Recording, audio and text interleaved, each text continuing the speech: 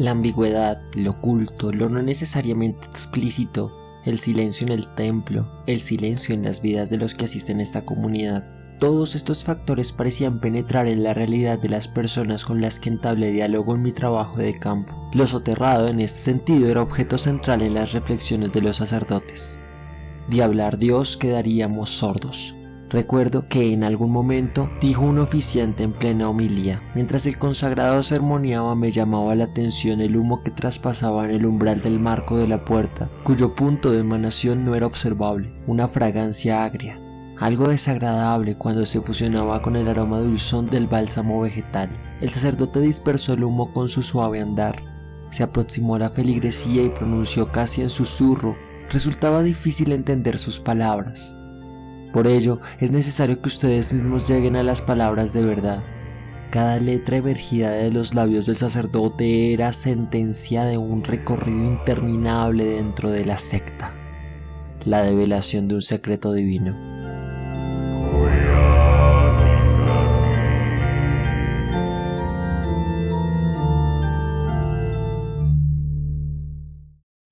Con estas palabras inicié mi trabajo de tesis que duró alrededor de 2 años en la investigación de una de las comunidades religiosas nacidas en Colombia dentro de las conocidas comunidades como New Age, la llamada Iglesia Gnóstica Universal. La verdad es que a mí me interesaba para entonces estudiar el fenómeno de la secta como surgida de una divergencia religiosa ante las estructuras sociales de las iglesias oficiales. Desde que yo entré a la universidad a estudiar, mi mayor interés fue el tema de las ciencias de la religión. Mis primeros trabajos de campo se vincularon con comunidades religiosas que podrían considerarse como grupos sectarios.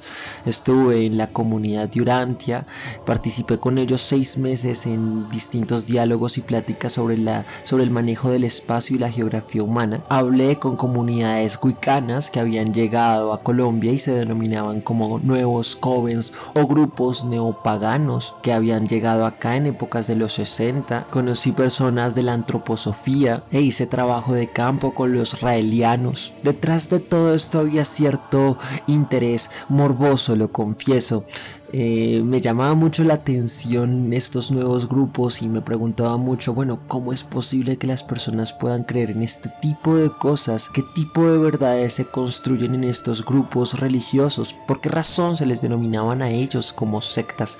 Eso me dejaba intrigado. Cuando decidí hacer mi trabajo final, mi trabajo de grado sobre la Iglesia Gnóstica Universal, intenté dejar a un lado la noción de secta y comenzar a observarlos desde otro concepto que sería el de nuevos movimientos religiosos. Pero ya metido en este tema me di cuenta que muchas veces cuando uno intenta disminuir el grado de las palabras y de los términos con los que se refieren a ciertos fenómenos sociales, lo que uno está haciendo es matizar problemas sociales estructurales que son supremamente graves, supremamente fuertes y que pueden afectar a muchas personas. Quería dejar a un lado la palabra secta por sus connotaciones nocivas, sus connotaciones agresivas, para marginar movimientos religiosos fuera del estatuto oficial hegemónico de lo que es o de lo que no es una iglesia. Pero cuando ya estuve en trabajo de campo me di cuenta que suprimir esta palabra muchas veces era perjudicial. Muchas personas se vieron afectadas por estas comunidades religiosas, muchas personas se vieron perseguidas, se vieron violentadas por estos comportamientos sectarios y entonces habría que distinguir la noción de secta de la noción de heterodoxia. Definir los límites de la heterodoxia es algo muy difícil. La heterodoxia es una manera de ir en contra de las formas ortodoxas de organizaciones religiosas, estructuras ya constituidas en un monopolio de lo que es lo sagrado. Por tanto, existe un tipo de confusión respecto a lo que es la noción de secta, sin mencionar que el término en sí no es neutral, como les comento, tiene una connotación negativa sobre cómo se organiza un grupo religioso. Las diferencias entre iglesia y secta ya se habían planteado desde hace mucho tiempo. Max Weber definió la iglesia como una institución de salvación que privilegia la extensión de su influencia, mientras que una secta es un grupo contractual que pone el acento sobre la intensidad de vida de sus miembros. Uno de sus alumnos, Troeltsch, postuló que mientras que la iglesia se abrazaba a la sociedad, la secta se distanciaba de esta y solamente la rechazaba ante la adaptación y el diálogo con el entorno. Esto implica necesariamente que mientras que las iglesias se adaptan a las sociedades, las sectas lo que hacen es rechazarlas y comenzar a generar instrumentos antisociales. Pero en este sentido, las sectas serían un tipo de movimiento social. O sea, mientras que las instituciones sociales se adaptan a las sociedades, los movimientos sociales buscan cambios sociales. Por eso podríamos hablar de las sectas no solamente como sectas, sino como nuevos movimientos religiosos o como movimientos religiosos antiguos. Bien, ahora la pregunta es ¿cuáles son las características o cómo podríamos definir una secta? Hay distintas vertientes por las cuales uno podría definir una secta. El primero es una perspectiva histórica. La secta es parte de es el segmento de una iglesia ortodoxa mucho más amplia. La segunda es desde una perspectiva socioantropológica, en la que veremos a la secta como un grupo reducido de adeptos dentro de una concepción religiosa. La siguiente es una perspectiva psicológica, donde observamos a la secta como una especie de satisfacción de necesidades psíquicas, donde una serie de adeptos satisfacen ciertas necesidades psicológicas a partir del sometimiento a un grupo sectario. La siguiente es una perspectiva jurídica, donde se observa a la secta como un ámbito en el que se dan diversos grados de conculcación de derechos y libertades fundamentales de la persona, donde se limitan, se restringen opiniones o formas de expresividad de los adeptos. El segundo será un criterio material que ya tiene que ver con el contenido y la praxis, con la forma como actúan religiosamente los grupos sectarios. Después seguiría una parte eclesial ecuménica que observa a los miembros de una secta como una especie de grupo de elegidos frente a una masa pecadora. Y por último está una percepción doctrinal, donde ciertas concepciones dogmáticas se convierten en interpretaciones fundamentalistas y en manipulaciones de textos sagrados. Entonces, en conclusión, ya a raíz de toda esta plática, de toda esta cháchara, las sectas son movimientos desligados de las iglesias por una disputa en torno a creencias o prácticas, a esas iglesias oficiales y estructurales que son hegemónicas en una sociedad. Las sectas demandan unos niveles muy altos de compromiso a los miembros, de participación, tienen códigos estrictos, distintivos de conducta, hacen hincapié en creencias y prácticas particularistas y consideran a la sociedad normal, a la sociedad en la que nosotros vivimos, como corrupta, peligrosa y amenazante. Pueden disfrazarse de muchas formas, pueden adquirir muchos matices y no son exclusivamente formas religiosas, pueden tener comportamientos sectarios en distintos tipos de grupos. O sea, lo que hace a la secta no es una concepción per se religiosa, sino lo que hace a la secta es un comportamiento en el que ciertas personas son elegidas y superiores al resto de la sociedad. Eso es lo que genera una especie de comportamiento sectario. En los estudios de Wilson, por ejemplo, él nos evoca a 8 características propias de las dimensiones sociales del sectarismo. Entonces, concibe primero una voluntariedad donde las personas eligen a qué grupo secta pertenecen. Es algo elegido como tal, no impuesto. La secta te hace creer que tú eliges hacer parte de ella, y cuando te das cuenta realmente se te ha sido impuesta una forma de actuar. Segundo, una tensión donde las sectas en general mantienen una postura de disputa con el entorno en el que se establecen y deciden vivir al margen de la sociedad, deciden enfrentarse a ella, sea a niveles violentos, como la secta apocalíptica de Aum Shinrikyo, que recuerden perpetró ciertos ataques terroristas muy famosos en Tokio y que sobreviven hasta la actualidad. Actualmente se llaman Aleph. Tercero, una exclusividad, como les comento, esto también lo comenta Wilson. Las sectas requieren que sus miembros tengan una adhesión exclusiva, no pueden pertenecer a otro tipo de grupos, se mantienen en el mismo compromiso con nada y con nadie más que sean partes de las concepciones propias de la secta. Esto podría denominarse como una especie de mutilación social.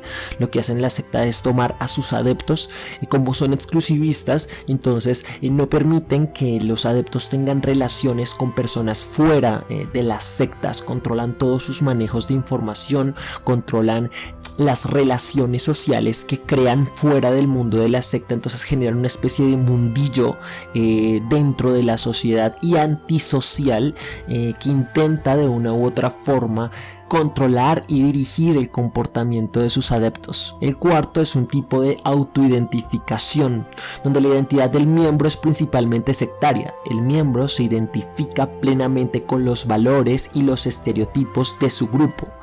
Esto lo que provoca es una filiación autoritaria. Entonces, como lo decía Eric Fromm, aquí aplicaría una especie de personalidad de lo autoritario, donde la identidad de la persona individual desaparece ante la identidad de un grupo. Tú ya no eres colombiano, ya no eres peruano, ya no eres un hombre, mujer, ya no eres de clase media o de clase alta, simplemente eres parte de un grupo religioso, de un grupo ideológico que se ha consumido todos tus aspectos identitarios. Quinto, el tipo de organización de las sectas por lo general tienden a ser piramidales, a la cabeza de un dirigente, un ideólogo tipo dictador al cual se le da un halo de santidad que dirige y al cual se dirigen todas las veneraciones fervientes de los adeptos. Sexto, una disciplina. La disciplina es fundamental en todo grupo sectario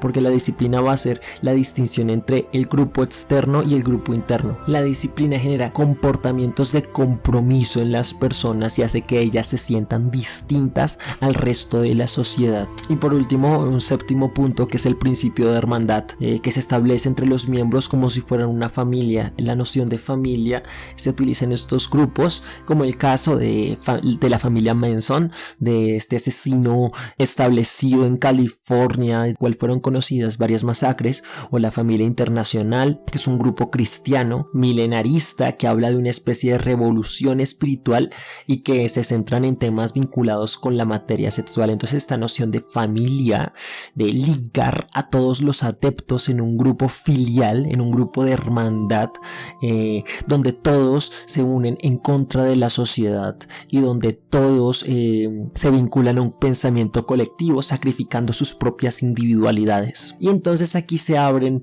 una serie de preguntas.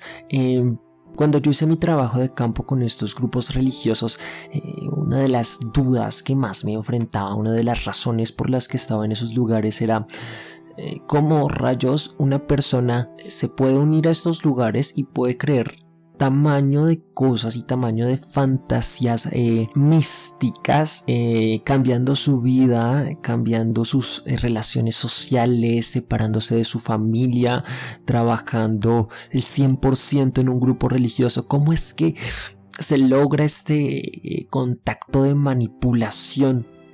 Mi trabajo de tesis lo giré en torno a la noción de antropología del secreto, y ahí me di cuenta que dentro del grupo que yo estaba estudiando, que era la Iglesia Gnóstica Universal, uno de los puntos centrales por los cuales las personas se mantenían en ese lugar era la noción de secreto.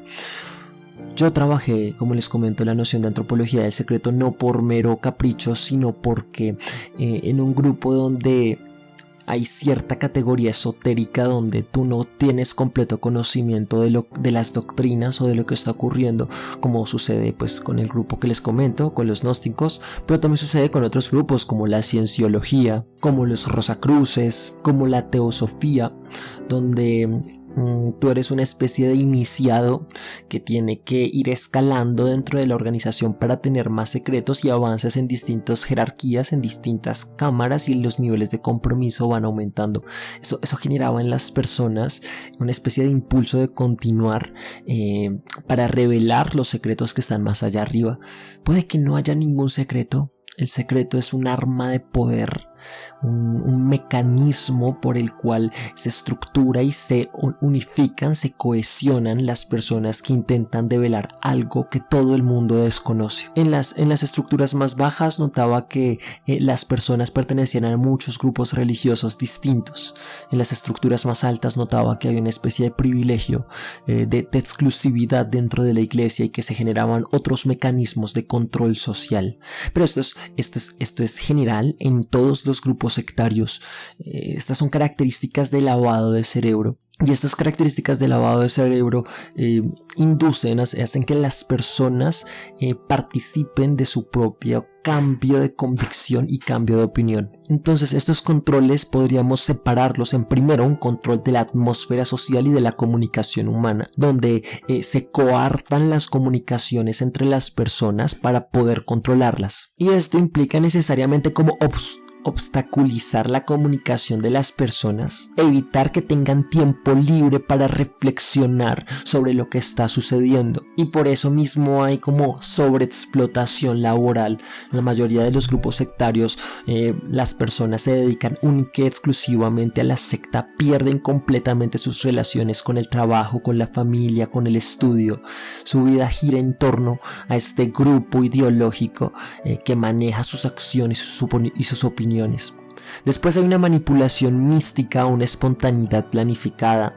Es una especie de construcción de entornos espirituales para producir el efecto de una especie de experiencia mística dentro de los cultos, dentro de los ritos, generando que las personas hablen en lenguas, generando que las personas tengan choques mentales ante la masa gritando y la masa adorando una especie de ídolo. Eso hace que las personas rompan su individualidad y se metan de lleno a la emoción colectiva. Después hay una redefinición del lenguaje. Esto es vital, como lo dice George Orwell y Aldous Huxley: quien controla el lenguaje controla la sociedad. Controlar el lenguaje es controlar la realidad.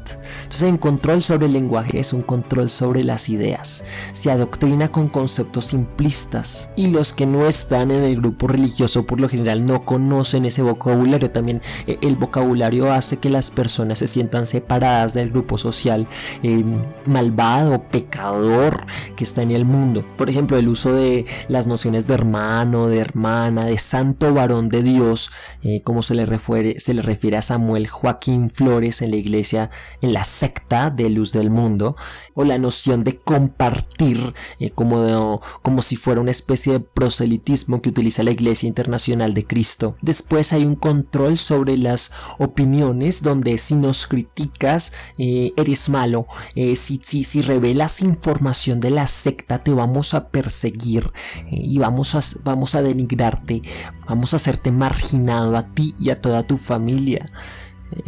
Un intento de convertir en victimario a la víctima. Y esto también es parte del primer punto sobre el control de la información. Por ejemplo, los testigos de Jehová tienen alrededor de 5 horas de reuniones semanales de preparación y de predicación de puerta en puerta. Y no hay tiempo para decir o para recibir otra información u otras opiniones. El mormón se siente presionado a participar en muchos servicios que se conocen como llamamientos. Estar muy ocupado, estar cansado sirve para que las opiniones también varíen. Esta es la misma herramienta del primer punto del control de información. También el control de la opinión aplica el acto del trabajo dentro de la comunidad. Y ese control de opinión se vincula con otro tipo de control, que es el control del pensamiento.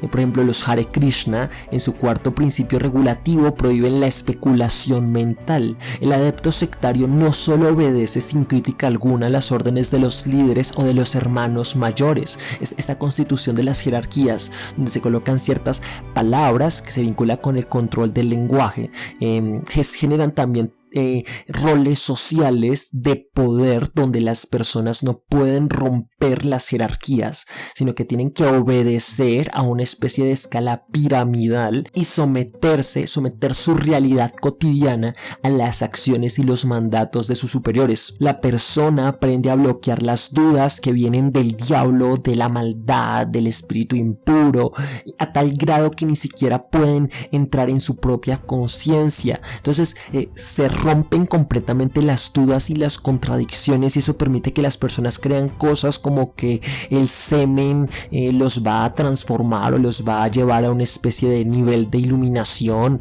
o que hay dioses rectores en los planetas que dirigen lo que va a suceder en la Tierra. O sea, esa capacidad de bloquear la duda y la contradicción sobre el discurso que están escuchando es lo que permite que estas personas puedan creer en lo que se les digan de los órdenes superiores y en constituir nuevos ídolos, como lo que sucede con la secta de Luz del Mundo, donde Samuel Flores es el apóstol santo siervo inspirado del Espíritu Santo que hace prodigios y el único representante de Cristo en la tierra. El siguiente tipo de control sectario es un control sobre el ambiente. Entonces cada grupo sectario controla el ambiente de la persona, controla qué comen, controla qué visten, controlan cómo comen, cómo visten, cómo andan, cómo hablan. Por ejemplo, los misioneros mormones se visten igual, camisa blanca, corbata oscura y andan con una mochila negra. En su iglesia no está permitido usar bigotes ni cabello largo. Los testigos de Jehová, el traje y la corbata con su portafolio, nunca con barba, es algo obligatorio, necesario. Hay grupos pentecostales donde no permiten que las mujeres usen pantalones, ni se corten el cabello, ni que usen maquillaje, siempre tienen que andar con falda. Los mediums espiritistas muchas veces solamente pueden andar en trajes blancos. En la secta de Luz del Mundo, en las colonias, como la que denominan la hermosa provincia del Gozo en la Tierra en Guadalajara, todos se relacionan únicamente con compañeros del mismo grupo. Este control sobre el ambiente permite que no entre acceso de información distinta al que los miembros y líderes de la secta quieren que los adeptos tengan. Por último, hablamos de un control de los sentimientos, donde los grupos sectarios emplean tácticas para crear sentimientos de miedo, culpa, emoción, nostalgia dentro de sus cultos o fuera de ellos, para que las personas no se salgan de sus células. Entonces el pastor de cualquier iglesia, de cualquier secta evangélica, puede llegar y decir: hermano, me parece que no estás sirviendo como Dios quiere porque no me estás dando el diezmo tal y como Dios lo pide. Ese tipo de actitudes, ese tipo de comportamientos que aíslan del mundo y que generan constituciones de control de sentimiento, de pensamiento, de opinión, de acción, es un comportamiento sectario. Se crean guetos afectivos de autosuficiencia. Son guetos porque no permiten que las personas tengan información fuera de los grupos sectarios. Se elimina la consideración de la existencia de un poder distinto al de la secta. Todos siguen por lo general a un líder. Llámalo Osho, llámalo Sai Baba, llámalo Samael Aun Weor, y se enmascaran sus intenciones reales, que son de control poblacional, con principios filosóficos, políticos, económicos, religiosos, intereses que parecen muy sanos y muy buenos, como lo que ocurre con el neohumanismo de los seguidores de Silo. Desaparece la concepción que es puramente religiosa. O sea, parece como si fuera algo demasiado racional en un principio, demasiado moderado, pero cuando entras y cuando vas profundizando en las relaciones sociales que se constituyen en estos grupos, te das cuenta de todas las formas de control que se constituyen para que las personas sigan ciertos tipos de doctrinas y sigan ciertos tipos de actitudes. Se construyen simbologías propias, los grupos se vuelven hostiles dentro de las mismas sociedades porque se ven a sí mismos exclusivos de un tipo de salvación, sea política, sea social, sea religiosa. Desestructuran la personalidad de sus adeptos, radicalizan sus creencias y sus interpretaciones sobre sus dogmas. En muchas ocasiones las posesiones sociales normales de las personas terminan siendo parte de la secta, anulan la crítica al grupo, atentan atentan contra los derechos civiles y humanos y en muchas ocasiones obligan a que se reproduzcan entre ellos mismos. No puedes tener una pareja fuera de la secta, no puedes tener una pareja fuera del grupo ideológico al que pertenecen. Por eso, como les comento, uno puede pensar que fue lo que me pasó a mí al principio. La noción de secta tiene una connotación negativa y pues uno como investigador social no debería utilizarlo para poder hablar de estos grupos religiosos, pero si hablamos en términos reales, cuando quitamos la noción de secta y su connotación negativa, lo que estamos haciendo de una u otra forma es normalizar actitudes de control y de destrucción social que ocurren muchas veces en estos grupos. Las personas que salen de un grupo sectario terminan destruidas, sus vidas no vuelven a ser las mismas, y creo que nuestra función como científicos sociales no es normalizar estos comportamientos, sino visibilizarlos.